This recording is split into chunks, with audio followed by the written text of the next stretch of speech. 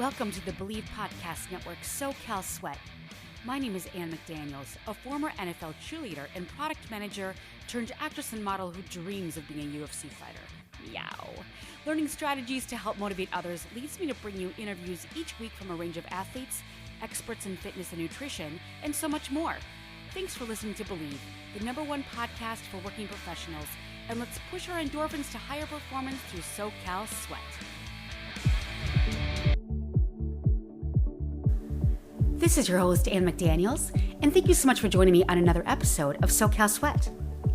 We have the upcoming 4th of July holiday coming up, and I want to talk about hangovers, how to possibly prevent them, and definitely how to cure them. It is so much fun to socialize and drink with family and friends, and although the best way to prevent a hangover altogether is to abstain, it's just not really realistic. It's a great time, and although a lot of us, it's good for fitness and health to maybe stick to a 2 or 3 drink maximum, some people do go overboard, and I just want to talk about some of the drinks that are the best and worst, and then cover the recommended ways to cure hangovers. And a lot of them are brought in by viewers and other YouTube people that I've looked at, and there are some funny things that may surprise you, but actually do work and are recommended. Now, just a little fun fact, not so fun fact, I partied a little too hard in college one time and I had to get my stomach pumped because my blood alcohol was upwards of 0.399, which was absolutely ridiculous. I think my mom didn't talk to me for about a month because she had shaken my hand on my 21st birthday. It's not like we didn't drink before that because we always had fake IDs, but she shook my hand that day because she had taken me out for lunch on my birthday, and she said, "Don't go overboard," because she knew that it's in the blood. I'm originally from Wisconsin, so I said, "Oh yeah, no, I'm gonna be fine." I do remember being hoisted up on my roommate's boyfriend's shoulders and taken to the hospital. I do remember that, and then I completely passed out.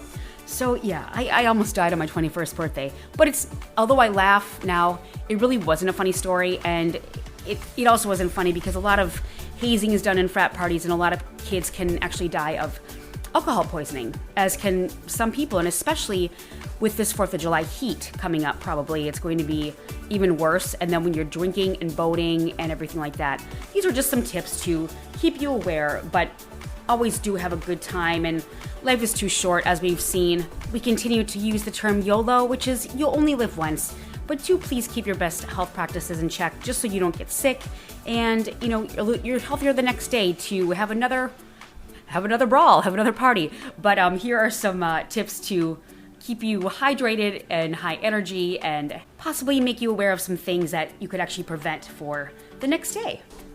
I first wanted to get into the specifics of actually what causes a hangover. Sometimes it isn't just the alcohol itself, although that is the obvious culprit. But it isn't sometimes the alcohol itself. It's a diuretic or dehydrating effect that actually causes most of the hangover symptoms. And chemicals in the alcohol are called congeners, which can cause more intense hangovers. Alcohol has a wide range of effects on our body, which also may contribute to the hangover symptoms, such as said dehydration. Alcohol is a diuretic, which means you go to the bathroom more often, and as a result, you get more dehydrated both during and after drinking. Dehydration is one of the main causes of headaches, dizziness, and of course, thirst. So it's always very recommended to have a glass of water between or among drinks. And gastrointestinal effects. Alcohol causes irritation and increases acid production in our digestive system. So depending on how much we drink, alcohol can slow or speed up the passage of food matter through our gastrointestinal tract. That sounds fun. These effects are associated with nausea, vomiting, and diarrhea. It causes electrolyte balance. The intake of alcohol affects our body's electrolyte levels, which also contribute to headaches, irritability, and weakness. It also affects our immune system, as we definitely know the next day. This includes nausea, decreased appetite, and inability to concentrate, which are temporary changes to immune system function caused by that alcohol. And low blood sugar, hypoglycemia. Drinking limits the production of sugar, which is glucose, in the body. And low blood sugar is associated with fatigue, dizziness, and irritability, which most of us feel the next day. Also, it dilates our blood vessels, which is called vasodilation. And when we drink, our blood vessels widen, This effect is known as vasodilation, which actually increases headaches. This is why many of us go to Starbucks or slam coffee the next day. And finally, difficulty sleeping. Although it can make us feel sleepy, it also prevents high quality sleep and can cause us to wake up during the night, potentially throwing up, but it's not a good sleep at all. And the next day we feel worse than ever and drowsier than usual. So it can range from person to person. Some people can take it down and have no problem. But if a lot of people had maybe abstained from alcohol during the pandemic due to some kind of a fitness regimen, and then they start up again with the heat and with the humidity, it could really be detrimental to your health and just your conditions the next day. Now, what are congeners? Congeners are chemical byproducts of the fermentation processes in alcoholic drinks to give them their distinctive flavor. And that comes in the form of bourbon, whiskey, and red wine. So it's always best to steer clear of the darks, although they're damn delicious. I agree. I love bourbon. I love whiskey. Oh my God, absolutely I do. It's better to stick to the clear liquors, such as vodka and gin or tequila. They have comparatively low concentrations of congeners. In fact, vodka almost has no congeners at all. And FYI, the lowest calorie drinks are the clears, which are tequila, vodka, and gin. And if you can put them with a diet tonic or diet soda water, or maybe like a diet cranberry juice, you're really low calorie and then you're avoiding a lot of that sugar. So that's just a little side note. So again, the darker the liquor, the more congeners there are. And the more congeners there are, the more likely you are to develop a monster hangover. Again, opt for a light-colored beer or clear liquor. Some of the other ones to avoid, although they're really delicious, it's not my taste at all, but are to avoid the sugary alcoholic drinks. Sugar and alcohol both have a lot in common. They both cause dehydration and they are both processed through the liver. And when these are combined, it makes for an even more severe hangover. Daiquiris, sweet martinis, and Mai Tais all contain sugar and alcohol. You may also want to skip the margarita and make like a mojito with a little bit less ingredients. The sugar content of a frozen margarita is very high at about 160 grams. So as we know, sugar or carbonated drinks cause you to absorb alcohol faster and feel its effects sooner. So keep in mind that carbonated drinks with alcohol can also have a bad effect the next day. But just, moderation, and drink water among the cocktails. And quickly back to those congeners I spoke about.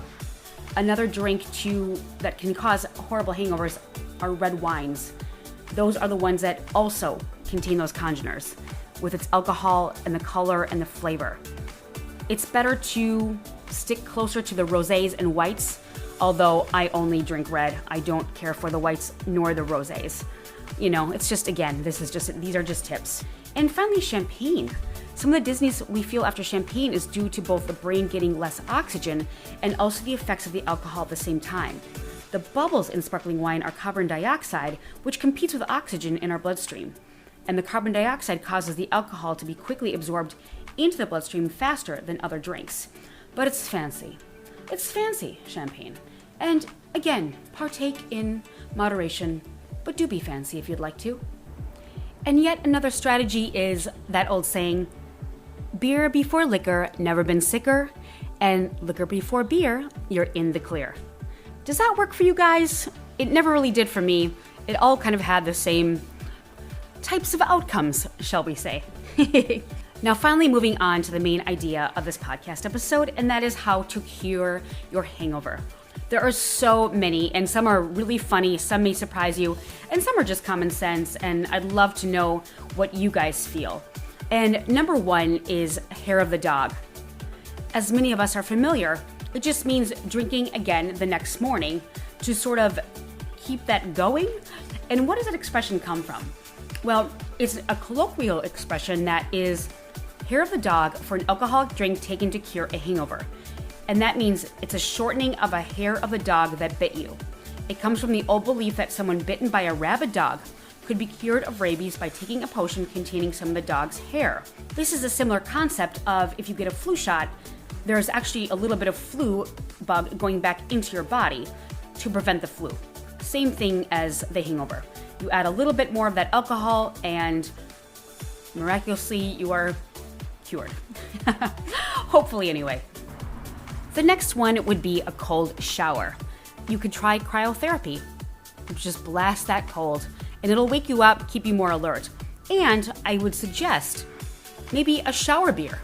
Bring that hair of the dog or that cocktail into the shower with you, so you're actually killing two birds with one stone. So thus far, we have the hair of the dog, the cold shower, or combine the two for a cocktail shower or beer shower, a shower beer or cocktail beer, but not a golden shower. But I don't judge, and you do you. The next hangover cure is a greasy breakfast. We all know about this, the same old Denny's, McDonald's, whatever we can get our hands on. Eggs, sausage, bacon, hash browns. It's said that the grease and the fat will absorb the alcohol. It is sort of a myth, but it certainly makes us feel better. It's also suggested to eat a fatty meal before you drink, and you could also do it during drinking and then after drinking. That would also be a good tactic. But if you're following your fitness regimens, that's a whole load of calories and things that you don't want to put in your body. But that does seem to lessen the alcohol effects, if you will. The next one, of course, is to drink plenty of fluids the next day, which is always recommended any day of the week, really. Water, Pedialyte, Gatorade Zero, Powerade Zero, these all work. And it's also suggested to drink any one of these upon completion of your binge drinking fest and take it before you go to bed. And that seems to lessen the effects as well. Some have strongly recommended the generic Pedialyte. For some reason, the generic of any store version of Pedialyte seems to work better. And speaking of that hair of the dog, studies have actually shown that a beer before a workout, if you're going to work out the next day, actually hydrates the body faster than that of water or Gatorade. So you may want to just drink the beer as a fluid anyway, and that kills two birds with one stone, drinking extra fluids and hair of the dog, which can actually help you if you want to do exercise the next day. Which leads me to the next one, and that is to exercise or lift weights.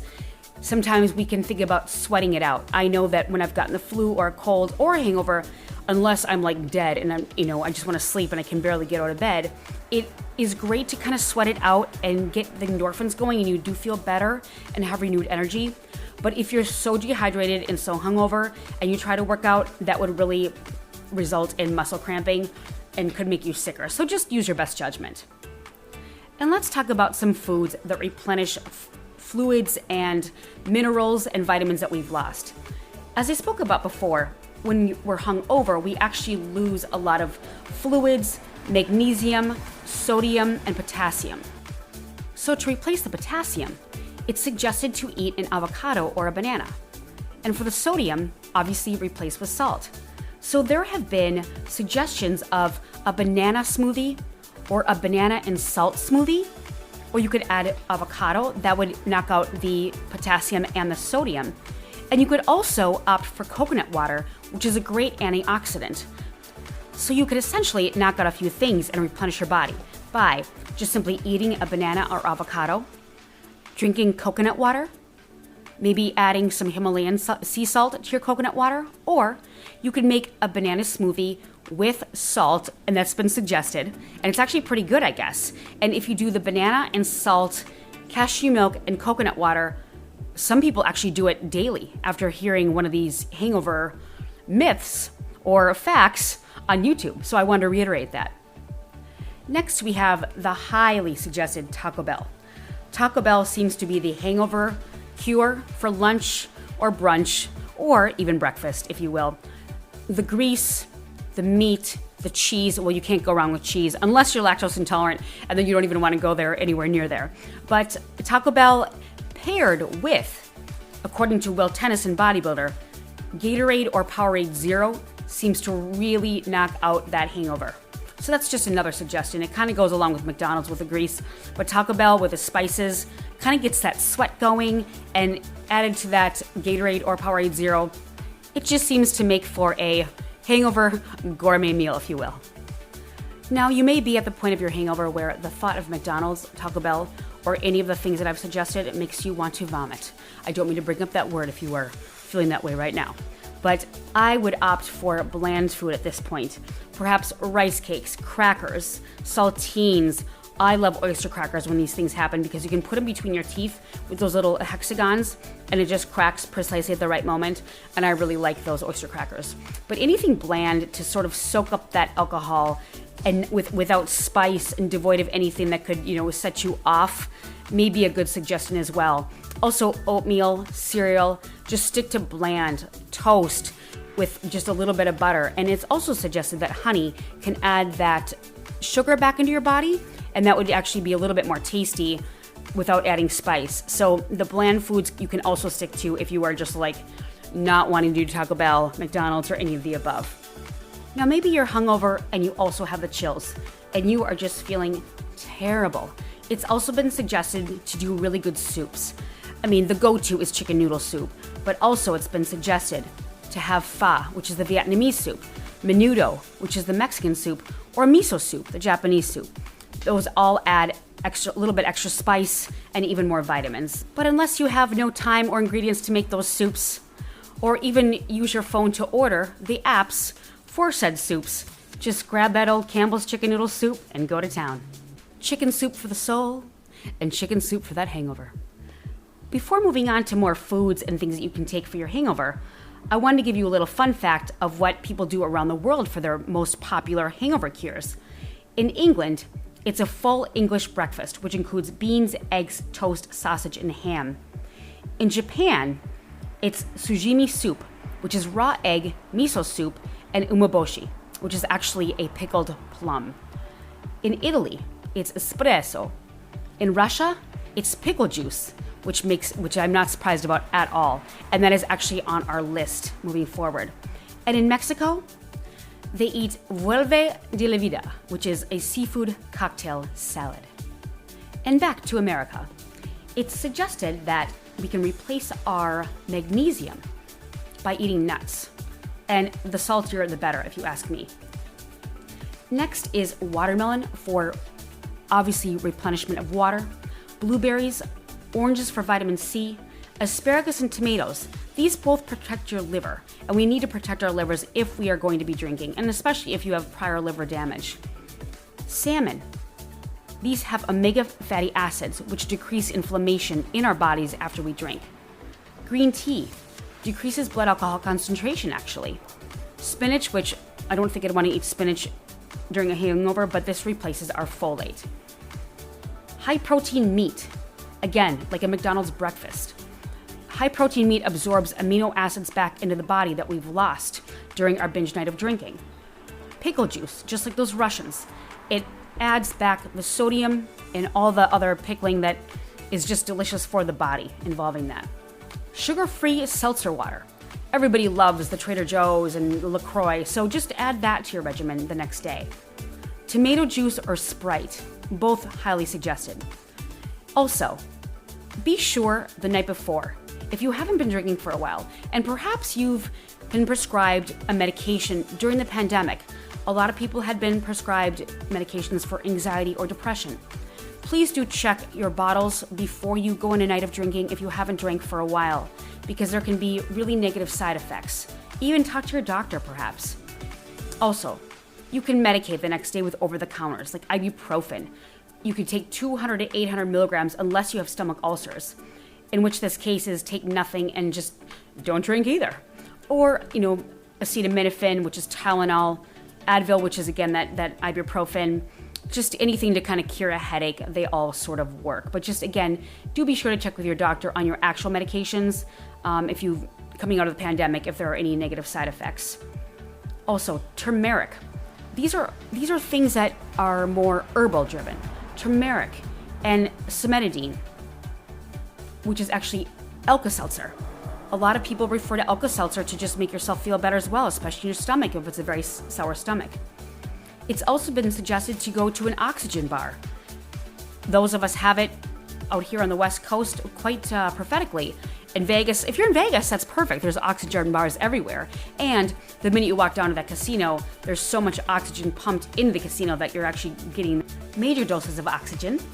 Instead of the blackjack table, do a hair of the dog, drink a seltzer water, order a greasy breakfast while you're there, and then head to that oxygen bar. Or just stay at the casino and take in that increased oxygen that they put into those casinos to make us stay up all night long. Great tactic. There are also places that you can go to get hangover IV drips full of vitamins. That's also very prevalent in Vegas. Again, back to those supplements. You could take turmeric, cimetidine, red ginseng is good for you, prickly pear, ginger, borage oil. And if you're adding more vitamins to your regimen, increase your vitamin B and be sure to take your zinc. And while you're doing all of this, maybe go back to a coffee shop. Head to Starbucks or even, again, McDonald's. McDonald's has great coffee, and maybe you need a little bit more of that extra grease. With those eggs and that sausage and the toast and the hash browns. Actually, they don't have toast, really. Well, no, I guess they do. Another potential cure for the hangover would be just to sit in a sauna or a steam room and sweat it out, just like you would if you were to choose the tactic of exercise and sweat it out. And then you would not have to do as much physical activity. So these are just some things that may help you. I'd love to hear some of yours. What works for you? Sometimes many of us just want to sleep it off. Just sleep the next day, and that seems to also work. But if you're on vacation, maybe at the lake, or you're traveling, or you're on the ocean somewhere, or a resort, you don't want to sleep the next day. You want to have fun. Plus, if you take care of yourself properly, you can have another round, and another round the next day, perhaps a 2-week segment. I also want to suggest perhaps getting one of those products that you can see at gas stations, convenience stores, grocery stores. It's a product like Z-Biotics, where you can take it when you're done drinking or even before you're drinking, and it seems to lessen the effects. One of the products that I know about is Z-Biotics, and I know that Mind Pump, the fitness podcast, also advertises them, and they're a sponsor. I hope something on this list of hangover cures may inspire you to feel better the next day, but just be sure to take care of yourself and pace yourself. And also remember the drinks that make you sicker and maybe less sick. And also think about your fitness and your calories and just taking care of yourself the whole time. Be sure to hydrate. It's going to be so hot for the 4th of July. I wish everybody a wonderful, wonderful time.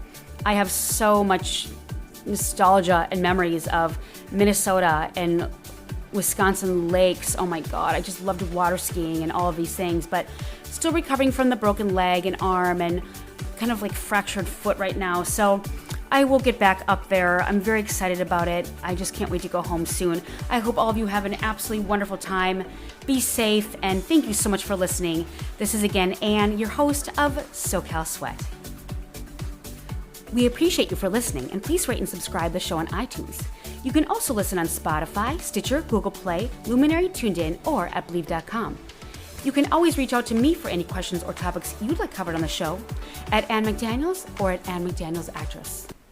And I'll see you next time after those fireworks of 4th of July on SoCal Sweat.